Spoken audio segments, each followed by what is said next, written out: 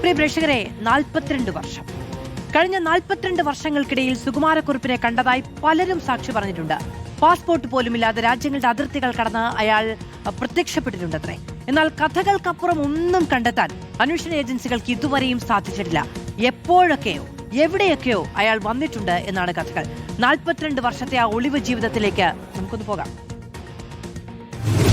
സുകുമാരക്കുറുപ്പിനെ കുറിച്ച് ആദ്യമായി കേൾക്കുന്ന അഭ്യൂഹമല്ല ഇപ്പോഴത്തേത്.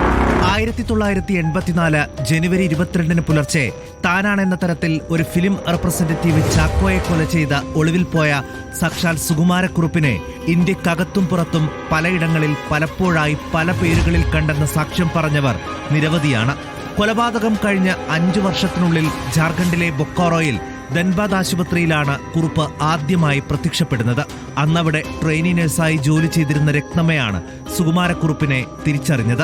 ഹൃദ്രോഗത്തിന് ചികിത്സയ്ക്കായി ഒരു മലയാളി വന്നിട്ടുണ്ടെന്നും അയാൾക്ക് 18 ഭാഷകൾ സംസാരിക്കാൻ അറിയാമെന്നും തന്റെ സീനിയർ നഴ്സ് വന്ന് പറഞ്ഞപ്പോഴാണ് അയാളെ പരിചയപ്പെടാൻ രത്നമ്മ പോകുന്നത്. അയാളുടെ കള്ളപ്പേര് PS ജോഷി എന്നായിരുന്നു.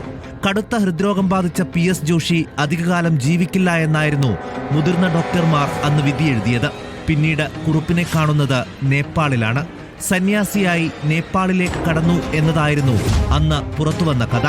നേപ്പാളിൽ മുങ്ങിയ കുറുപ്പിന്റെ രൂപം പിന്നെ തെളിഞ്ഞത് 2008 സൗദി അറേബ്യയിലാണ്.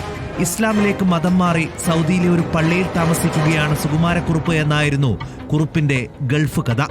സൗദിയിൽ കണ്ട കുറുപ്പിനെ പിന്നീട് ഭൂട്ടാനിലും കണ്ടവരുണ്ട്. കടുത്ത ഹൃദ്രോഗമുണ്ടായിരുന്ന സുകുമാരക്കുറുപ്പ് 1990കളിൽ തന്നെ മരിച്ചിരിക്കാമെന്ന വാദവും അന്ന് ശക്തമായിരുന്നു. അടുത്ത സംശയാസ്പദമായ സംഭവം നടക്കുന്നത് 2010ലാണ്. അത് കുറുപ്പിന്റെ മകൻ സുനിത്തിന്റെ വിവാഹമായിരുന്നു. ക്ഷണക്കത്തിൽ സൺ ഓഫ് മിസ്റ്റർ സുകുമാരപിള്ള എന്നായിരുന്നു എഴുതിയത്. നിര്യാതനായി എന്ന് കത്തിൽ സൂചിപ്പിച്ചിരുന്നില്ല. അപ്പോൾ സുകുമാരക്കുറുപ്പ് മരിച്ചിട്ടില്ലെന്ന് കുടുംബത്തിൽ ഉറപ്പുണ്ടെന്ന സംശയം പലർക്കും തോന്നി.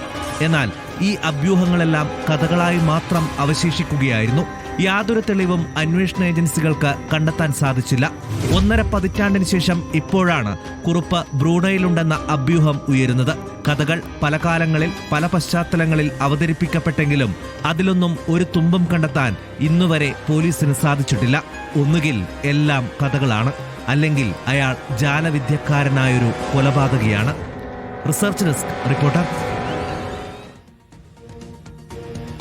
ഒരിക്കലും അഴിയാത്ത ഒരു വലിയ ദുരൂഹതയുള്ള കഥ എന്ന നിലയ്ക്ക് തന്നെ കേരളത്തിലുള്ള മനുഷ്യർക്ക് എല്ലാ കാലവും കേൾക്കേണ്ടി വരും ഒരുപക്ഷെ സുകുമാരക്കുറുപ്പിനെ കുറിച്ചുള്ള കഥകൾ. നമ്മൾ ഇനിയും അധികം അഭ്യൂഹങ്ങൾ അതിനെക്കുറിച്ച് ചിലപ്പോൾ കേൾക്കുകയും ചെയ്യും. ജീവനോടെയുണ്ടോ ഇല്ലയോ തുടങ്ങിയ കാര്യങ്ങളൊന്നും അറിയില്ല. എന്തായാലും 80 വയസ്സ് പൂർത്തീകരിച്ചിരിക്കുന്നു. 100 വർഷത്തിനപ്പുറവും സുകുമാരക്കുറുപ്പിനെ എവിടെയെങ്കിലും വെച്ച് കാണുമോ എന്നതും അറിയില്ല.